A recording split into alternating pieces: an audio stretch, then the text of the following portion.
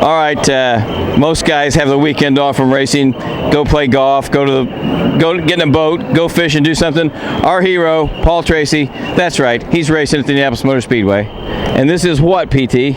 This is the SVRA Pro-Am vintage race, and when they asked me, you want to drive this car, they said, oh, it's just for fun, the pros and the AMs, and it's kind of a show and blah, blah, blah. And I get here and I'm like, God damn, these guys are as serious as a heart attack about beating each other. Al Jr.'s checking everybody's cars out, and Willie T blew a motor yesterday, and he's scrambling around trying to find motors for his car. And my guy here qualified, he qualified third this morning, so we got a good starting position, and I mean, these cars are fast. So you told me about how much horsepower does this little car make? It's got a 289 Ford motor in this thing, and it's revs to 8,700 RPM and makes 590 horsepower.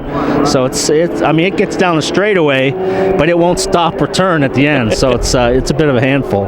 Is it kind of fun to come back and run around this place? I'd never driven the new spec road course, so getting out there yesterday was a lot of fun to see I raced the older track in a DP car, but now they've changed it all, and the new track's a lot more fun than the older track. So in this race, Paul, he'll drive half of it and you'll drive half of it, or do you get to drive the whole race? However it kind of plays out. I mean, if there's a yellow, we want to change drivers under the yellow, because if you do it under green, you'll lose. You got a 5-minute window. You have to stop for 5 minutes, change the driver over, and you have to sit there for 5 minutes. So you want to do that if it's yellow, not green. So if it goes yellow, we'll switch, or if the way we're going to do it is probably he'll drive 20 minutes or so, and then we'll switch. But you got to basically kind of wait on a yellow.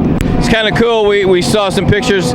Brad Keselowski's first IndyCar appearance was at Elkhart Lake the other day, and I talked to Tim Cindric, and I said, how'd he do? He said he was real fast in the slow corners, but he kind of had an eye-opener when he got to the kink and he got to the carousel. Yeah, I don't think the Cup guys realize how fast that those cars. I mean, it doesn't do it justice watching it on TV. When you watch the cars go through the carousel and watch them go through the kink, how fast they are and how much cornering speed they can carry now with this high downforce. And I was saying to somebody said last night, how do you think he would do? I said, well, by the time he would get comfortable with his surroundings and what's going on, his neck would probably be wore out and his arms would be wore out. So 20 laps in an Indy car around there is half a race, right, pretty much. And that is what it would take to get comfortable. And by that time, his neck would be like done. Tim Cindric said that was the biggest complaint. He got out of the car after 12 laps and just said, I cannot believe how physically demanding this is. That's another thing TV doesn't do justice to. No, that doesn't show how fit these drivers are now. The guys like